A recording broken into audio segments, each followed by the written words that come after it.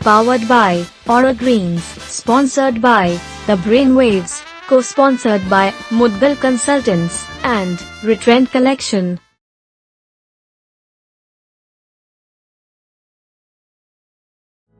आज के समय में वित्तीय क्षेत्र में करियर को लेकर बच्चों में खास रुझान बढ़ता जा रहा है। तेजी से मजबूत होती अर्थव्यवस्था में फाइनेंस सेक्टर में अच्छी ग्रोथ हो रही है और इसका सीधा फायदा इस सेक्टर में काम करने वाले वर्करों को मिल रहा है। बीते कुछ सालों में सीए की डिमांड तेजी से बढ़ी है। सीए बनने के लिए आपको मेहनत और सही लगन के साथ प्रयास करने की आवश्यकता होती है। सीए को लेकर अक्सर बच्चों के मन में सीए कैसे बने, सीए कोर्स की फीस क्या होती है, सीए बनने के लिए क्या योग्यता चाहिए, इस तरह के कई सवाल घूमते रहते हैं। तो आज इसी विषय पर आज हम बात करेंगे, जिसके लिए आज के हमारे गेस्ट सीए अभिनव अग्रवाल हमारे बीच मौजूद हैं और जो पिछले काफ़ी वर्षों से इस क्षेत्र में अपना कार्य कर रहे हैं। नमस्कार दोस्तों, मुदगल शो में आपका स्वागत है। दोस्तों, जैसा आप जानते हैं कि हमारा ये शो जो एक व्यक्तिगत शो है, तो आज के जो हमारे गेस्ट हैं वो एक ऐसे होनहार व्यक्ति हैं जिन्होंने बहुत ही छोटी उम्र में सीए बन गए और ऑल इंडिया 16th रैंक उन्होंने प्राप्त की। तो स्वागत करते हैं सीए अभिनव अग्रवाल जी का। सर, बहुत बहुत स्वागत है सर आपका शो पर। Thank you very much. Sir, जैसे हमारा शो एक व्यक्तिगत रूप से शो है और जिसमें हम आपके बारे में लोगों तक बात पहुंचाने का कार्य करते हैं। तो जैसे आपको जानता तो सर, जैसे अगर हम मुरादाबाद की बात करें तो आए दिन आपके फ़ोटो अखबारों में तो रहते ही हैं। तो सर, थोड़ा सा हमारी ऑडियंस को अपने बारे में सबसे पहले बताइए कि मतलब क्वेश्चन है सर कि आपने सीए बनने की क्यों सोची। सबसे पहले तो यही कि इतनी छोटी उम्र में कैसे दिमाग में आ गया कि मुझे एक फाइनेंशियल एडवाइज़र बनना है। देखिए, क्योंकि मेरे फादर चार्टर्ड अकाउंटेंट हैं। अच्छा। जो मेरे सबसे बड़े मोटिवेटर है इस जर्नी में जी। तो जैसे बचपन से ही होता है, एक पिता का भी एक्सपेक्टेशन होता है और बच्चे भी लुक फॉरवर्ड करते हैं अपने पेरेंट्स को। तो मेरा बचपन से ही कहीं ना कहीं इंक्लिनेशन रहा इस फील्ड की तरफ। पापा जैसे ऑडिट्स पे वगैरह जाते थे जी। तो कई बार हम भी उनके साथ साथ अच्छा। एकेडमिक क्लासेस में ही चले जाते थे और जहाँ एक्सपीरियंस देखते थे, जब वो बैंक ऑडिट्स पे जा रहे हैं, कंपनी ऑडिट्स पे जा रहे हैं, तो एक देखा जाता था कि एक जो रिस्पेक्ट वहाँ पे मिल रही है और जो एक डिग्निटी के साथ वो वर्क कर रहे हैं और उनका जो वर्क एनवायरनमेंट वर्क कल्चर रहता था वो भी मुझे बड़ा अट्रैक्ट करता था। तो बचपन से ही ये कुछ ऐसी जर्नी हो गई और इंसिडेंटली मेरे टीचर्स, मेरे फ्रेंड्स स्कूल में ही मुझे शुरू से ही सीए साहब कह के पुकारने लगते थे। तो बस रेस्ट इज़ डेस्टिनी की कारवां चलता चला गया और मेरा ये। बहुत कम लोग हैं ना सर जो अपनी लाइन ऑफ एक्शन को समझ पाएँ। आपने समझा और मेहनत भी करी। जी, मुझे फॉर्चुनेटली ये गाइडेंस क्योंकि फादर की मिलती रही थी और right from the I think 8th और 9th क्लास में ऑडिटिंग को एक्सप्लोर कर रहा था, तो मुझे बहुत इंटरेस्ट आया उस फील्ड में और मैंने किसी और करियर के बारे में शायद सोचा ही नहीं और इसी जर्नी में आगे चला। और सर, अंकल ने भी बड़ा दूर का सोचा। उन्होंने आपको कहा कि यार सेट काम है भाई, तो आगे बढ़ो। उस समय तो ऐसा कोई परसेप्शन नहीं था कि मैं उनके साथ ही यहाँ पे इस्टेब्लिश होऊंगा, लेकिन डेस्टिनी थी कि भाई मैंने उनका करियर चूज़ करा और अल्टीमेटली उनके साथ ही अब मैं एसोसिएटेड हूँ। अच्छा सर, जैसे आपकी ऑल इंडिया 16th रैंक आई, तो थोड़ा सा बताइए सर उसके बारे में। मतलब गर्व तो बहुत महसूस हुआ होगा जब ऑल इंडिया 16 रैंक आना। देखिए, जब हम 10th 11th 12th क्लास में होते हैं, आज से 20-22 साल पहले की बात है अब तो उस समय बहुत ज़्यादा फोकस, जैसे आपने कहा कि बहुत ज़्यादा अपने करियर के बारे में या पढ़ाई के बारे में बहुत ज़्यादा उस समय बहुत चलन, स्पेशली इन कॉमर्स, बहुत ज़्यादा नहीं था।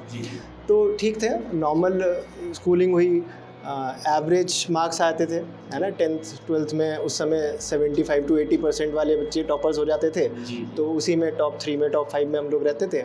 बट ऐसा कभी नहीं सोचा था कि ऑल इंडिया 16th रैंक भी हम अचीव कर सकते हैं। लेकिन 12th के बाद जो टर्निंग पॉइंट आया, जब हम लोगों ने और बच्चों के साथ इंटरेक्शन हुआ और फ्रेंड्स के साथ देखा, तो एक लाइफ का टर्निंग पॉइंट वहाँ से शुरू हुआ और हमने देखा कि भाई थोड़ा सा एक्स्ट्रा मेहनत करके, थोड़ी सी और पढ़ाई करके और वो मुकाम हासिल किया जा सकता है जिसके लिए हम केवल सोचते हैं, केवल ड्रीम करते रहते हैं। तो पढ़ाई में कंसेप्ट्स इतने स्ट्रॉन्ग करें, दोबारा से 11th 12th क्लास का जो करिकुलम था वो सारा रिवाइज़ करा। अच्छा, मतलब 12th करने के बाद दोबारा करा। तो स्पेशली जो अकाउंट्स और मैथ्स का सिलेबस था वो मैंने पूरा दोबारा करा, ताकि जो फंडामेंटल्स की कमी रह गई थी या कंसेप्ट्स की कमी 12th में रह गई थी वो अचीव हो जाए। तो वो मेरे लिए एक बहुत स्ट्रॉन्ग पॉइंट रहा, जिसके चलते जब मैं लखनऊ गया पढ़ाई करने में, तो मैंने जो मेरा वहाँ पे बैच था लखनऊ में, वहाँ पे भी टॉप करा था। और फिर इंसिडेंटली जब एग्ज़ाम्स हुए तो ऑल इंडिया टॉप करने की आदत होगी सर आपकी तो। मतलब आदत कह लीजिए इसे, या एक जब लक्ष्य मिल जाता है ना इंसान को, है ना, तो वो कभी भी इन फिगर्स के पीछे नहीं भागता कि मुझे टॉप करना है या ऑल इंडिया रैंक लानी है।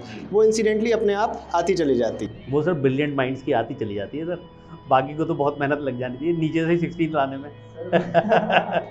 मैं इसका पूरा मतलब ट्रेड ये कहूँगा कि टर्निंग पॉइंट हर बच्चे की ज़िंदगी में कहीं ना कहीं आता ही आता है। और मेरा वो 12th के बाद जो टर्निंग पॉइंट था वो काफ़ी अच्छा रहा मेरे लिए, और मैंने उस जर्नी को काफ़ी इन्जॉय करा। तो वैसे सर आपने 12th में ही समझ गए सर क्या जोड़ भाग करनी है, कैसे कमाना है इस जैसे मैंने आपसे कहा कि हम लोग ऑडिटिंग शुरू से ही जाते थे, तो गवर्नमेंट ऑडिट्स में, बैंक ऑडिट्स में वो एक्सपीरियंस लेने को मिला, तो काफ़ी अच्छा एक्सपीरियंस रहा उस जर्नी में भी। और आगे तो अच्छा सर, जो बच्चे आज की तारीख में जैसे 12th कर रहे हैं, तो थोड़ा सा ये बताइए सर, सीए बन कब कर सकते हैं, मतलब किस एज पर या किस क्लास के बाद हम सीए में एंट्रेंस, या इसमें कोई एज लिमिट होगी है? हाँ जी, देखिए सीए बनने के लिए 2 रूट्स होते हैं। एक फाउंडेशन रूट कहते हैं, जो 12th के बाद स्टूडेंट अपीयर कर सकता है।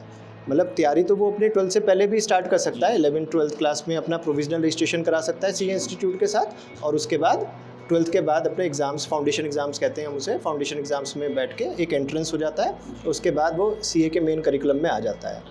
दूसरा रूट होता है ग्रेजुएशन के बाद, कि अगर 12th के बाद आपने ऑप्ट नहीं कराए तो आप ग्रेजुएशन के बाद कर सकते हैं, तो उसमें एंट्रेंस नहीं देना पड़ता, सीधे आप सीए की आर्टिकलशिप और पढ़ाई में जा सकते हैं। किस प्रोफेशन में जाना आपके लिए ज़्यादा बेस्ट है? अगर आप भी जानना चाहते हैं तो ब्रेनवेव्स की टीम आपकी इसमें मदद कर सकती है। अधिक जानकारी के लिए आज ही कॉल करें। अच्छा, मतलब without entrance? Without entrance. Articleship sir हुई, मतलब किसी एक्सपीरियंस के साथ बैठ के काम सीखना। ये सीए की सबसे बड़ी यूएसपी है कि सीए में पढ़ाई के साथ साथ आपको एक प्रैक्टिकल एक्सपोजर दिया जाता है। किसी भी सीए के साथ आप एसोसिएट हो जाएं, उनके अंडर अपनी सीट ले लें, और उनके ऑफिस में आपको 3 साल का एक्सपीरियंस दिया जाता है। अच्छा, मतलब जब हम पढ़ रहे होते हैं तभी? देखिए, सबसे पहले स्टेज आ गई फाउंडेशन, एंट्रेंस आपने क्वालिफाई करा, उसके बाद जो नेक्स्ट स्टेज होती है उसमें कहते हैं सीए इंटर। जो फाउंडेशन सर आपने कहा, ये हम 10th के बाद भी कर सकते हैं? 12th एग्जाम 12th के बाद कर सकते हैं, तैयारी हम 10th के बाद भी शुरू कर सकते हैं। फाउंडेशन क्लियर कर लिया, एंट्रेंस क्लियर हो गया, जब आप सीए की मेन स्ट्रीम में आ गए, सीए इंटरमीडिएट जिसे हम कहते हैं, उसका आपने बोथ ग्रुप्स या एक ग्रुप कोई भी पास कर लिया, उसके बाद आप आर्टिकलशिप के लिए एलिजिबल हो जाते हैं। 3 इयर्स की आर्टिकलशिप होती है, उसके साथ साथ आप अपना फाइनल के एग्ज़ाम्स और जो बचे हुए एग्ज़ाम्स हैं वो दे सकते हैं। तो मेन इसका यूएसपी यही आता है कि आप पढ़ाई भी कर रहे हैं और आप ट्रेनिंग भी ले रहे हैं। तो जब आप सीए क्वालिफाई कर जाते हैं, जैसे आपने और स्ट्रीम्स में देखा होगा कि लोग पूछते हैं भाई एक्सपीरियंस क्या है, तो यहाँ पे उस चीज़ की ज़रूरत नहीं पड़ती यहाँ पे, क्योंकि ऑलरेडी 3 साल का एक्सपीरियंस आपको हो चुका है। मतलब दोनों हाथों में लड्डू हैं सर? दोनों हाथों में लड्डू हैं, बस वो लड्डू बनाने के लिए या खाने के लिए मेहनत तो है, लेकिन उसके बाद स्वाद तो तभी आएगा था जब स्वाद लाने में थोड़ा समय लगता है। जी जी जी। तो सर जैसे फिर मतलब बच्चे ने अपने, जो आपने बताया, उसने 3 साल के बाद इंटर्नशिप कर ली, आर्टिकलशिप जो भी आपने बताया, उसके बाद आर्टिकलशिप के बाद उसका अगर पेपर पास करता जा रहा है तो इट मीन्स वो सीए कंफर्म। नॉर्मल एज जैसे आपने देखा होगा स्टूडेंट की 12th में 16 to 18 ईयर्स के बीच में वो 12th अपना कर लेता है, और उसके बाद अगर वो सही डायरेक्शन में चल रहा है, एग्ज़ाम्स फर्स्ट अटेम्प्ट में पास कर रहा है, तो I think by the age of 21, 21 and a half और 22 ही और she can qualify CA exams. तो सर इसमें ये वैसे ड्यूरेशन क्या है इसका? 3 साल का ही ड्यूरेशन है? जितने साल के आर्टिकलशिप हो उतने साल का ड्यूरेशन? आफ्टर फाउंडेशन एक इंटर का अटेम्प्ट देना होता है। जैसे फाउंडेशन मतलब हर 6 मंथ्स में होते हैं? हर 6 मंथ्स में इसके पेपर होते हैं। जैसे 12th के बाद अगर आप फाउंडेशन करेंगे तो 12th के 6 मंथ्स बाद आपका फाउंडेशन का पेपर हो गया, उसके बाद 9 मंथ्स बाद सीए इंटर का पेपर हो जाता है, वहाँ से 3 साल की जर्नी और है ना। तो टोटल अगर आप लगाएं तो 4 to 5 ईयर्स के बीच में आराम से। और सर अगर कोई एक जना उस पेपर में रह जाता है, फेल हो जाता है, तो उसको कितनी बार अटेम्प्ट कर सकता है? हाँ, देखिए सीए में हम बेसिकली फेल नहीं कहते, बिकॉज एक क्वालिफाइंग है, तो भाई जो बच्चे क्वालिफाई कर गए या नहीं कर पाए, तो जो नहीं कर पाए उनको 6 महीने के बाद दोबारा से चांस मिलता है कि वो रीअपियर कर सकते हैं फॉर दैट एग्ज़ाम। लेकिन अगर अच्छी तैयारी है, क्योंकि the passing criteria is 50%, overall 50% marks चाहिए, पर पेपर 40% मार्क्स। नेगेटिव मार्किंग भी है सर? जो ऑब्जेक्टिव पेपर्स हैं फाउंडेशन में उसमें नेगेटिव मार्किंग है, लेकिन आगे जब सब्जेक्टिव पेपर्स हो जाते हैं तो वो तो नॉर्मल जैसे पेपर 10th 12th के आप देते हैं वैसे ही इसमें भी। सर मैंने थोड़ा सा आपके बारे में देखा, जैसे 20 साल से आप करीब एक इंस्टीट्यूट भी चला रहे हैं, तो वो क्या है सर? बहुत सारे दिमाग आप बना रहे हैं सर, वो क्या है?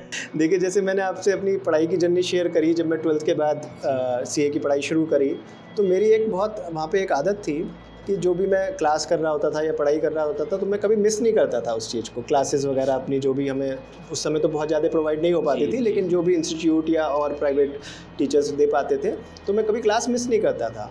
तो क्या होता था, जो मेरे कोलीग्स हैं, मेरे फ्रेंड्स हैं, कभी ना कभी कोई ना कोई क्लास मिस हो जाती थी, तो उन्हें पता था भाई किसी और के पास नोट्स मिलेंगे नहीं मिलेंगे, अभिनव के पास ज़रूर मिलेंगे।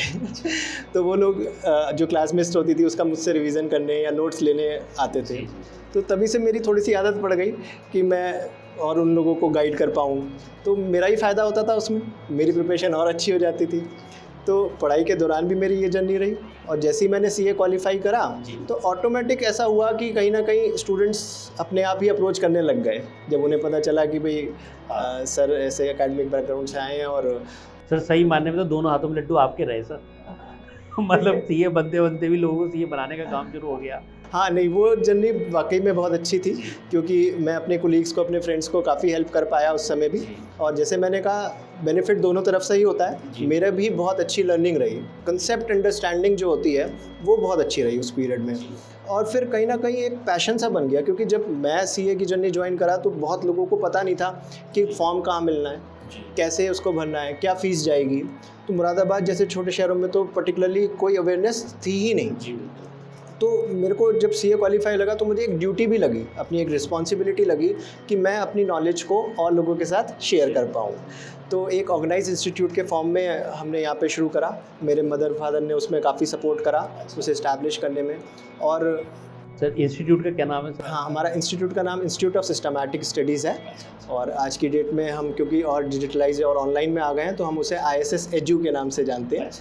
तो इंस्टीट्यूट ऑफ सिस्टमैटिक, मतलब उसमें सर ऑनलाइन भी कोई क्लासेस ले सकता है? हाँ जी, हाँ जी, हम लोगों ने दोनों मोड्स में अवेलेबल करा दिया है। जो स्टूडेंट्स सेंटर पे आके लेना चाह रहे हैं वो सेंटर पे ले लेते हैं, जो नहीं आना चाह रहे हैं वो अपने घर से भी वहाँ पे ले सकते हैं। तो उससे हमें फ़ायदा ये भी हुआ कि अब मुरादाबाद के आसपास के 100 किलोमीटर के रेडियस के स्टूडेंट्स हम लोगों से टच में हैं।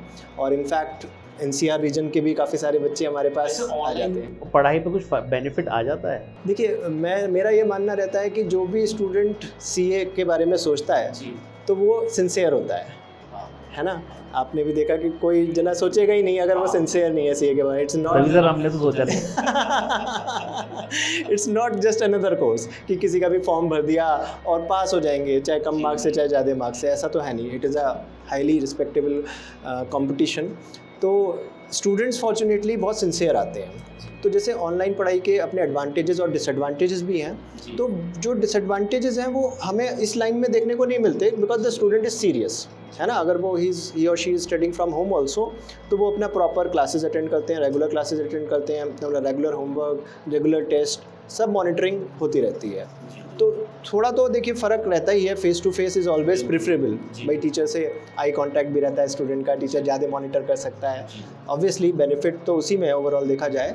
लेकिन जैसे अभी पेंडेमिक रहा, और इसमें अगर स्टूडेंट टाइम भी थोड़ा सा सेव हो जाता है, देखिए ऑनलाइन में, है ना, कम्यूटिंग टाइम थोड़ा सा सेव हो जाता है। और स्पेशली जो सबर्ब्स के बच्चे हैं, जो थोड़ा सा इंटीरियर टाइप रहते हैं, जहाँ पब्लिक ट्रांसपोर्टेशन बहुत अच्छी नहीं है, तो उन लोगों को भी मतलब आप इंटीरियर तक पहुँच जाते हैं उससे, जो बच्चे आने में असमर्थ रहते हैं उन तक पहुँच। ये तो एक बहुत बड़ा एडवांटेज। और बाकी का सर ये भी है कि जैसे बंदे को आने में 1-2 घंटे लगते हैं, फिर जाने में, तो वो टाइम उसका कंज्यूम हो गया। करेक्ट, एक तो रिस्क कम हो गया, है ना, और दूसरा उसका टाइम सेव हो गया। जैसे आर्टिकलशिप के साथ साथ भी पढ़ाई करनी है, वो भी टाइम देना है, तो उसके साथ उसको टाइम काफ़ी। तो सर ये रिकॉर्डेड वीडियोस रहती हैं आपकी या ऑनलाइन सेशन? देखिए, हमारे पर्टिकुलर इंस्टीट्यूट का USP है लाइव।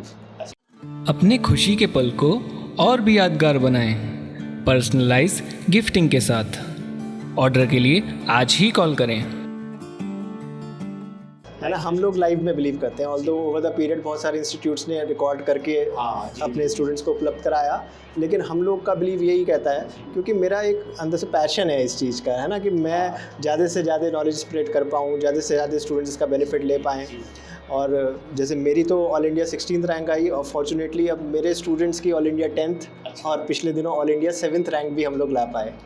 तो मुरादाबाद के लिए बहुत बड़ा अपने आप में एक अचीवमेंट है कि single digit rank all India लाना। तो शायद यही उसका एक मेन रीज़न है कि we focus very much on the student, है ना, कि उसकी स्ट्रेंथ्स और वीकनेसेस पे हम लोग वर्क करके और फिर उस मार्क्स को। सर जैसे आपने बताया जो ऑल इंडिया 10th रैंक आई है, जो भी रैंक्स आई हैं, उनके कुछ बच्चों के आपके फ़ोटो भी सर हमारी स्क्रीन पे आ रहे हैं, तो सर आप देखिए थोड़ा सा इसके बारे में हाँ देखिए, ये हमारा एक स्टार स्टूडेंट है मुआज़ आरिफ, ये रामपुर से बेसिकली बिलोंग करते हैं। अच्छा। एंड जब ये हमारे पास 12th के बाद आए तो बहुत बढ़िया इनके कंसेप्ट्स, काउंटिंग नॉलेज बहुत अच्छी थी जी। और फॉर्चुनेटली जब इन्होंने एग्ज़ाम्स दिया तो ऑल इंडिया 7th रैंक, है ना, सी एग्ज़ाम्स में ऑल इंडिया 7th रैंक, और एक ICI एक टेस्ट भी कराता है कॉमर्स विजार्ड के नाम से, तो इनकी all India first rank, all India first all India first rank आई थी, ऑल इंडिया फर्स्ट रैंक ला पाए ये। दूसरी स्टूडेंट जो आप देख रहे हैं ये दिव्या अग्रवाल है जी।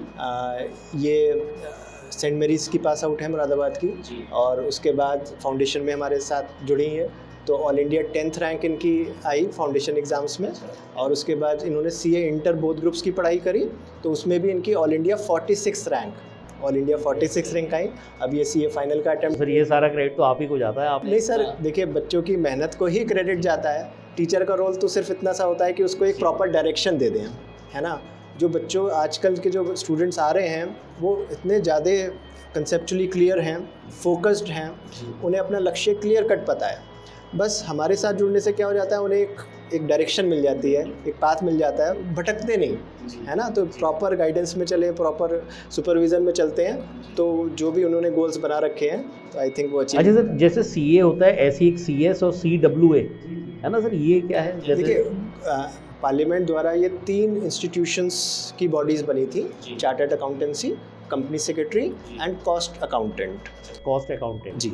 तो CA जैसे आप जानते हैं ICAI ये 1949, यस, करिकुलम मोर और लेस सेम है, तो तीनों की अपनी अपनी प्रायोरिटीज़ हैं, अपने अपने स्पेशलाइजेशन है। तो गवर्नमेंट ने जैसे CA का रोल मेन क्या समझते हैं कि एक रेगुलेटर है ना, एक ऑडिटर हो गया कि चीज़ों को चेक करना, प्लस टैक्सेशन का काम, एक ये ट्रेडिशनल चीज़ें हैं, ऑल्दो आजकल तो बहुत अलग अलग फील्ड्स में लोग एक्सप्लोर कर लेते हैं। कंपनी सेक्रेटरी जो है CS के कोर्स का जिसका आपने जिक्र करा, ये कंपनी की कंप्लायंसेस, जो भी उनकी कंपनी लॉ की या अदर लॉ की कंप्लायंसेस हैं, उसका काम जो रेगुलेट या वर्क लुक आफ्टर करते हैं वो करते हैं कंपनी सेक्रेटरी। ये भी सर आफ्टर 12th ये भी 3 साल का रहता है, ये भी इसी जैसे टाइप का सेम है CA। लगभग। अच्छा, बस इसमें भी आर्टिकलशिप होती है? इसमें भी आर्टिकलशिप होती है, इसमें 21 मंथ्स की आर्टिकलशिप होती है ना, इंस्टेड ऑफ 3 इयर्स। तो कंपैरेटिवली टाइम ड्यूरेशन कम होता है, but more of theoretical course. जैसे CA को हम जानते हैं more of practical course, accounting पे, कॉस्टिंग पे, टैक्सेशन में ज़्यादा ध्यान रहता है। CS में थ्योरी पे ज़्यादा ध्यान देता है, लॉ पे ज़्यादा ध्यान देता है, तो उसकी अकॉर्डिंग ही उसका सिलेबस डिसाइंड है, और उसके बाद कोई भी जना करके कंपनीज़ में जॉब भी पा सकता है और अपनी प्रैक्टिस भी CA की तरह अपना ऑफिस खोल के भी अपनी प्रैक्टिस कर सकते हैं। तीसरा course CMA course, cost and management accounting, ये लोग कॉस्टिंग में स्पेशलाइज करते हैं। Costing sir interesting. कॉस्टिंग भाई कोई भी मैन्युफैक्चरिंग कंपनी है या सर्विस प्रोवाइडर है, वो अपने प्रोडक्ट की या सर्विस की कॉस्ट निकालना चाहते हैं। देखिए आपको पता है ना, कोई भी चीज़ बेचने के लिए सबसे पहले तो उसकी लागत, उसकी कॉस्ट निकालनी है, तो वो जो कॉस्ट निकालने की जो स्पेशलाइजेशन है वो कॉस्ट एंड मैनेजमेंट अकाउंटेंट ज़्यादा स्पेशलाइज्ड होते हैं। ऑल्दो तीनों लोग CA, CS, CMA करिकुलम एक जैसा ही पढ़ के जा रहे हैं, ट्रेनिंग भी एक जैसी हो रही है, लेकिन एक स्पेशलाइजेशन की बात हो जाती है। फिर आगे जो साइनिंग पावर्स गवर्नमेंट ने दे रखी हैं, CA को ऑडिट की दे रखी हैं, CS को कंप्लायंस वर्क की दे रखी हैं, कॉस्ट एंड मैनेजमेंट अकाउंटेंट को कॉस्टिंग की सिग्नेटरी पावर्स दे रखी हैं। CMA जो सर ये भी आफ्टर 12th है? तीनों कोर्स लगभग एक ही करिकुलम के हैं। वही फाउंडेशन एंट्रेंस एग्ज़ाम, फिर नेक्स्ट इंटर CS में उसे एग्जीक्यूटिव बोलते हैं, फिर फाइनल CS में उसे प्रोफेशनल एग्ज़ाम बोलते हैं। तो उसी पैटर्न पे तीनों कोर्स बनाए गए। ट्रेनिंग मोर और लेस थोड़ा अंतर है। किस एज तक का व्यक्ति इसको कर सकता है? सर ये तो बहुत ही बढ़िया आपने क्वेश्चन पूछा कि इसमें कोई एज लिमिट ही नहीं है। कोई एज लिमिट ही नहीं है सर। और कोई टाइम ड्यूरेशन भी नहीं, मतलब करते रहो, फेल होते रहो, पास होते रहो, मतलब सक्सेस नहीं कर पाओ, कितनी बार पेपर देते रहो, राइट, है ना। इसमें ऐसा कोई, ऑल्दो जब रजिस्ट्रेशन होता है एक स्पेसिफाइड टाइम लिमिट के लिए होता है, लेकिन इंस्टीट्यूट उसे एक्सटेंड कर देता है। In case the student is not able to clear, तो इंस्टीट्यूट उसे एक्सटेंड कर देता है और आप फिर दोबारा से एग्ज़ाम फॉर्म भर के रीट्राई कर सकते हैं। अच्छा, मतलब अगर पापा ने शुरू करा सर, और अगर मतलब पास नहीं हो पाए तो बेटा भी जब तक आ जाए चालू रह सकती है। बहुत सारे इंस्टेंसेस ऐसे होके चुके हैं मुगल जी अभी कि मदर और डॉटर या फादर और सन दोनों ने एक साथ क्लियर करा है। ऐसे बहुत सारे इंसिडेंट्स हो चुके हैं हमारी कंट्री में जी। सर है तो पहली बार ही सुना। जी, बहुत यूनिक टाइप का कोर्स है। और सर इसमें जो कॉस्ट आती है, जो मतलब जो कोर्स कॉस्ट है, वो भी शायद कम होती है सर? हाँ, देखिए, क्योंकि एक गवर्नमेंट सपोर्ट कोर्स है, पार्लियामेंट ने इसको पास करा है, इसकी एक बॉडी बनाई है, तो कॉस्ट बहुत इफ़ेक्टिव है इसकी। रजिस्ट्रेशन अमाउंट CS का तो सिर्फ 1000 रुपीज़ है। CS में 9000, CA में 9200 रुपीज़ है, तो बहुत कॉस्ट इफ़ेक्टिव कोर्स है। अगर मतलब 9200 rupees complete CA fees foundation for first stage, next stage में आके ये 18000 हो जाती है, फाइनल में आके 22000 के लगभग हो जाती है। तो मतलब अगर फीस देखा जाए तो 60,000 70,000 ओवरऑल फीस में over the period of 3 to 4 years student आराम से रजिस्टर करके, और इसमें बुक्स भी इंस्टीट्यूट ही प्रोवाइड करता है, जो स्टडी मटेरियल है वो भी इंस्टीट्यूट प्रोवाइड करता है। सब इसमें इंक्लूड सब इनमें इंक्लूड रहता है। सिर्फ एग्ज़ाम फ़ीस जो होती है वो 1000 रुपीज़ से 2000 रुपीज़ के बीच की एग्ज़ाम जो फ़ीस होती है वो स्टूडेंट को एग्ज़ाम के समय देनी पड़ती है। तो दोस्तों आपने सुना, स्पेशली बच्चों आपने सुना कि सर ने कितनी अच्छी बात बताई। और आफ्टर 12th आप CA, CS और CMA के लिए काम कर सकते हैं। और अगर कोई भी गाइडेंस लेनी है तो सर की भी अवेलेबिलिटी रहती है। सर का, जैसे सर ने बताया, अपना इंस्टीट्यूट अभी आपने देखा ऑल इंडिया फर्स्ट रैंक तक के बच्चे सर के पास हैं, और जो सर के द्वारा पढ़ाए गए हैं, और सर ने उन बच्चों को बड़ा अच्छा लाइफ में आगे बढ़ने का, क्या CA है, मतलब कैसे, मतलब हमारी हिंदुस्तानी भाषा में अगर हम कहें कैसे जुगाड़ लगाना है ना सर, यही तो कहेंगे सर। सारा जुगाड़ ही तो है सर, ये पैसों का मैनेजमेंट इस जुगाड़।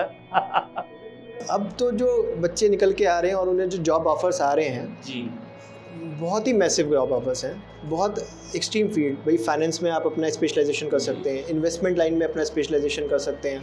आपने देखा बहुत अलग अलग पर्सनालिटीज़, मतलब मिनिस्ट्री तक में पीयूष गोयल जी हमारे आदरणीय मिनिस्टर साहब, वो चार्टर्ड अकाउंटेंट हैं, है ना। अभी स्टॉक किंग राकेश झुंझुनवाला जी, वो चार्टर्ड अकाउंटेंट हैं। कुमार मंगलम बिरला जी, वो चार्टर्ड अकाउंटेंट हैं। तो आप सर एक मुरादाबाद के किंग हमारे साथ भी बैठे हैं सर, जो चार्टर्ड अकाउंटेंट है। मैं तो सर आपके बारे में, आप CA के और भी तो सर बहुत सारी चीज़ों में आप एनरोल हैं कहीं ना कहीं, थोड़ा सा सर बताइए सर ऑडियंस को आपका। नहीं, देखिए, मैं बेसिकली मेरा स्पेशलाइजेशन टैक्सेशन है। मैं बेसिकली अभी तो GST में स्पेशलाइजेशन कर रहा हूँ, अपार्ट फ्रॉम दी ऑडिटिंग। हमारे पास गवर्नमेंट ऑडिट्स और बैंक ऑडिट्स भी रेगुलर रहते हैं। इसके साथ साथ जैसे आपने कहा, इंस्टीट्यूट में भी हम कोशिश करते हैं कि स्टूडेंट्स को प्रॉपर काउंसलिंग, प्रॉपर मार्गदर्शन के साथ, और ज़रूरी नहीं है वो स्टूडेंट हमारे यहाँ पढ़ ही रहा हो, है ना। इवन इफ़ ही और शी वांट्स कि भाई मेरे को केवल एक गाइडेंस मिल जाए, केवल एक काउंसलिंग मिल जाए, तो आवर पर्पज़ इज़ फुलफिल्ड, है ना। उसे एक सही दिशा मिल जाए तो उससे अच्छा क्या बात है। उसके अलावा हमारी एक सोशल संस्था भी चलती है, कुश फाउंडेशन के नाम से।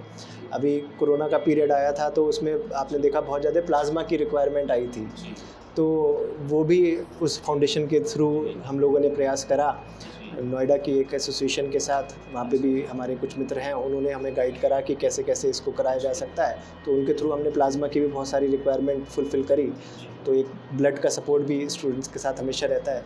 तो जो हमारे स्टूडेंट्स भी हैं वो भी इसमें कहीं ना कहीं इन्वॉल्व रहते हैं। तो मैं चाहता हूँ कि एक ओवरऑल पर्सनैलिटी बन के आए, रादर देन सिर्फ एक किताबी कीड़ा या एक सिर्फ नॉलेज के हिसाब से। अच्छा सर, जैसे ये जो CA या CS है, इसे कौन सी स्ट्रीम का बच्चा कर सकता है, मतलब साइंस का या कॉमर्स का या आर्ट साइड का? हाँ, देखिए, प्राइमा फेसे तो ऐसे ही लगता है कि कॉमर्स स्ट्रीम के बच्चों के लिए ये कोर्स बना है, क्योंकि उन्होंने बेसिक्स पढ़ रखे होते हैं तो उनका फाउंडेशन स्ट्रांग हो जाता है। लेकिन इसमें ऐसी भी कोई बाध्यता नहीं है।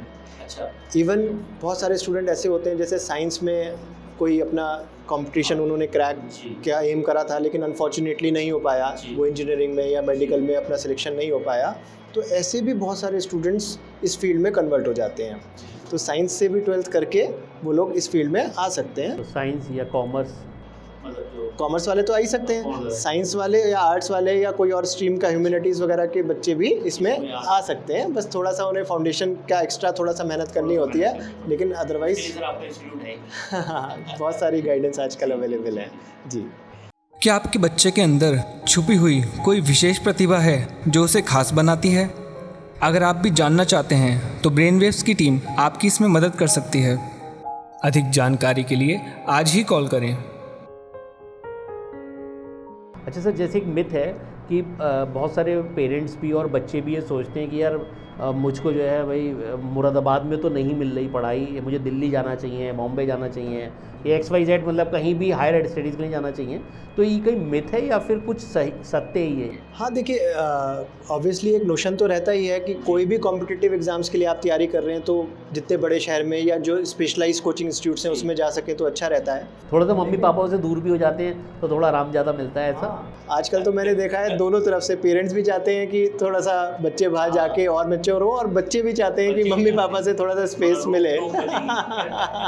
क्योंकि सर पहले तो ना बच्चे जो जैसे रोक टोक और ठोक में ही पले हैं सब, पहले रोका जाता था, टोका जाता था और फिर नहीं आया तो ठोका जाता था। बट मेरा अपना मानना ये है क्योंकि सीए में पढ़ाई का टाइम और ट्रेनिंग का टाइम काफ़ी इन्वॉल्व है, तो स्टूडेंट अगर पेरेंटल गाइडेंस में है, पेरेंट्स के लुक आफ्टर में है, तो वो कंसंट्रेटेडली अपने पढ़ाई में टाइम डिवोट कर सकता है। अगर वो भाई अपने होम टाउन में रह रहा है और पेरेंट्स के सुपरविज़न में रह रहा है, तो हमें ऐसा लगता है जैसे फाउंडेशन उसको अपने लोकल सिटी से कर ले, उसके बाद सीए इंटर भी लोकल सिटी से हो जाए, उसके बाद जो राइट टाइम जाने का है वो सीए इंटर के बाद जो मैंने आपको ट्रेनिंग बताई, आर्टिकलशिप बताई। वैसे तो ऑल ओवर इंडिया कहीं भी आर्टिकलशिप अपना कर सकता है, इवन आजकल तो ओवरसीज़ में भी हो सकती है, बट कुछ बिग 4 फर्म्स हैं या टॉप 20 फर्म्स सो कॉल्ड होती हैं जो इंडिया के लेवल की फर्म्स हैं, तो उनका एक्सपोजर कंपैरेटिवली बेटर माना जाता है। तो मेरा अपना गाइडेंस यही रहता है कि फाउंडेशन इंटर अपने होम टाउन से करें। Once you prove yourself कि भाई आप कैपेबल हो, आप उस कैटेगरी में जा सकते हो, उसके बाद आप वहाँ पे जा सकते हो। जैसे मैंने दिखाया आपको कि बहुत सारे स्टूडेंट्स हमारे ऐसे सीए इंटर करके बिग 4 में उनकी आर्टिकलशिप लग गई या बहुत बड़ी कंपनीज़ में आर्टिकलशिप लग गई, तो वहाँ पे उन्हें उसी लेवल का एक्सपोजर मिल रहा है, उसी लेवल की ट्रेनिंग मिल रही है, और फिर जॉब्स में भी उन्हीं कंपनीज़ में या उनकी सिस्टर कंसर्न्स में या उनके एसोसिएट कंपनीज़ में उनको वहाँ पे पुश मिल जाता है। अच्छा सर, कुछ बच्चों को कुछ सर गाइडेंस देना चाहें, कुछ बच्चों को बताना चाहें? हाँ देखिए, मैं स्टूडेंट से एक अपील तो ज़रूर करना चाहूँगा। देखिए, हमारे कॉमर्स की परिभाषा में टाइम इज़ मनी, है ना। जितना आप टाइम अपना बचाओगे, है ना, इंस्टेड कि भाई आप 12th के बाद फिर सोचो कि भाई कौन सा कोर्स करना है, फिर एवेन्यूज़ देखो और उसके बाद वो कोर्स करने जाओ, तो कभी कभी वो लेट हो जाता है, एज भी ज़्यादा हो जाती है। तो मेरे को ऐसा लगता है कि अगर आप राइट टाइम पे अपना डिसीज़न ले लेते हो, आप right from the 11th class अपना फोकस होके पढ़ने लग जाते हो, तो एक अर्ली एज में सीए बनने का अलग ही बेनिफिट है। आप एज अर्ली हो गई, है ना, आप तुरंत उसके बाद अपनी प्रैक्टिस या जॉब में आ सकते हो। उसके अलावा other courses, other specialise courses भी कर सकते हो। सिविल सर्विसेज किसी को करना है तो सिविल सर्विसेज भी आप एग्ज़ाम ट्राई कर सकते हैं। पीएचडी, आजकल बहुत सारी यूनिवर्सिटीज़ ने सीए को एक एंट्री पॉइंट बना दिया कि आप सीए के बाद डायरेक्ट पीएचडी कर सकते हो, एमबीए कर सकते हो, बहुत सारे इंटरनेशनल डिग्रीज ले सकते हो। तो राइट टाइम पे स्टार्ट करना इज़ द की। तो बच्चों, आपने सुना कि सर ने कितने अच्छे से समझाया, और बहुत ही जल्द सर एक ऐसी वीडियोस ला रहे हैं जो स्पेशली जो बच्चे सीए बनना चाहते हैं, सीएस करना चाहते हैं या फाइनेंशियल सर्विसेज में जाना चाहते हैं, तो उन बच्चों के लिए बहुत हेल्पफुल रहेगी वो, कि उनको आफ्टर 10th किस तरीके से प्रिपरेशन करनी है, क्या बेस्ट उनको पॉइंट्स अपने लेने हैं, और भी बहुत सारी ऐसी चीज़ें जो आज तक शायद आप लोगों ने सुनी ना हो।